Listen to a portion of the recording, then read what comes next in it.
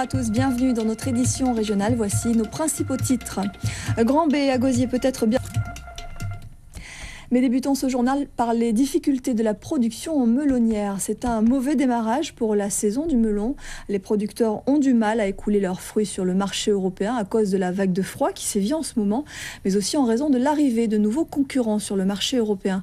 D'autres producteurs ont depuis l'an dernier changé de stratégie commerciale en privilégiant le marché local. Les explications de Jean-Charles Théobald et Olivier Duflot.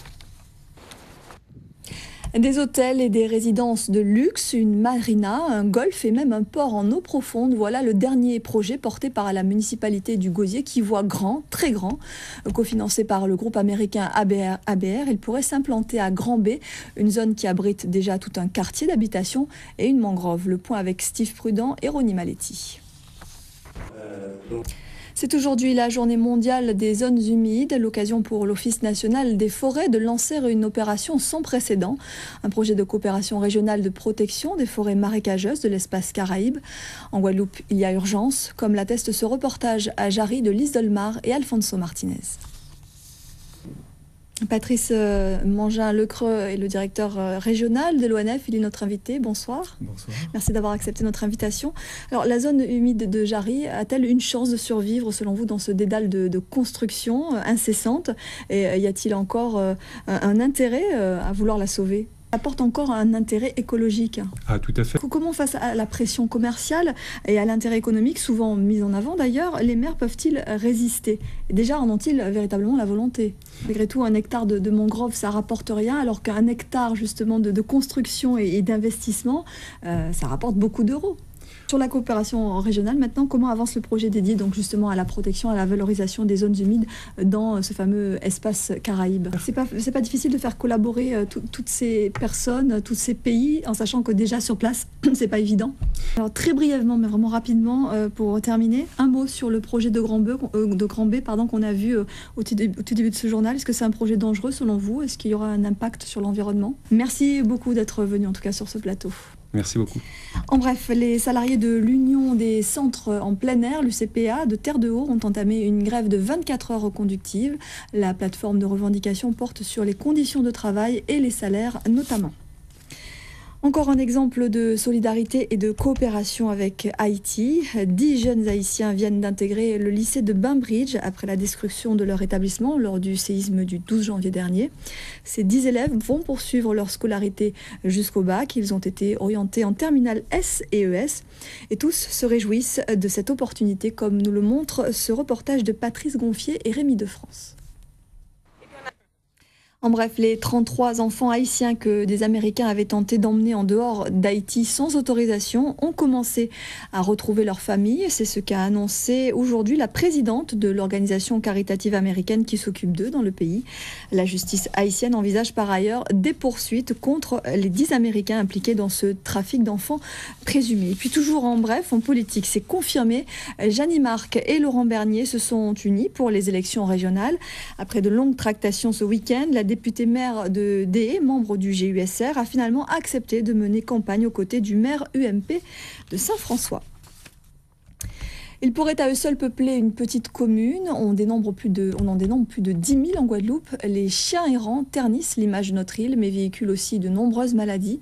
Malgré les efforts des institutions et des services vétérinaires, un grand travail reste à faire. Des spécialistes et des experts de la race canine se sont récemment réunis pour tirer un bilan de leur action et tenter de sensibiliser le grand public. Le reportage de Yasmine Alizar et Rémi de France. Souvenez-vous, il y a plusieurs mois, le coureur cycliste colombien Flaubert Peña engageait un procès à l'encontre de son ancien club, l'Union cycliste capestérienne. Le tribunal de grande instance de Basse-Terre, dans son audience du 15 décembre 2009, a donné raison au coureur et condamne le club à l'indemniser. Les précisions d'Ori Ménel. Cyclisme toujours avec l'affaire Jean-Marie Marimoutou, ce dernier est soupçonné de dopage. Contrôlé à l'issue de l'ultime étape du dernier Tour cycliste de Guadeloupe, les analyses du coureur du rayon d'argent se sont révélées positives au Formestan, un booster hormonal interdit par l'UCI et généralement utilisé dans les traitements anticancéreux. Jean-Marie Marimoutou reconnaît avoir utilisé un complément alimentaire dont il ignorait la composition. C'est ce qu'il a confié à Ori Ménel et Philippe Crenier. Allez, on parlait handball après la victoire de l'équipe de France. L'équipe affiche un palmarès exceptionnel, mais c'est loin d'être le fruit du hasard. Les structures de détection sont très pointues dans l'Hexagone et les entraîneurs nationaux sont très actifs. Durant 4 jours, l'entraîneur du collectif France Jeune a animé un stage en Guadeloupe. Notre équipe l'a rencontré. Robert Gaspard, Philippe Grenier. Le FEMI, le Festival régional et international du cinéma de Guadeloupe, se poursuit. Chaque jour, il propose des rendez-vous au public, rencontres, projections, débats. Ce soir, il rendra hommage à sa marraine, Eusanne Palsy, la réalisatrice, comme tous, touchée par le drame haïtien. Gérard César et Bruno Pensurvillon l'ont rencontré. À la salle Robert Loisan au Moule. Ce soir, dans le 2e numéro de Grand Angle, il sera question de justice. Le procès des meurtriers présumés de Gerty David a fait la une de l'actualité la semaine dernière. L'occasion de nous intéresser de plus près à la procédure pénale, du fait divers à la cour d'assises. Quel est le rôle de chacun? Pourquoi cette procédure est-elle aussi longue? Sur le plateau, juge d'instruction, procureur de la République et avocats répondront aux questions de Sophie Pointer. C'est tout de suite après ce journal. Puis à 20h50, un téléfilm français, L'étoile du soldat. Demain, l'info revient à 13h avec Eric Rayapin. Nous, on se donne rendez-vous à 19h. Merci et très belle soirée. On dit femme qui m'a aimé, on dit femme qui m'a content, on dit femme qui m'a tenu. Les amis veillent laissez-moi, si tu partis laissez-moi. Doudou moi vais pas travailler, doudou moi pas qu'à manger. C'est nous seul moi qu'à changer.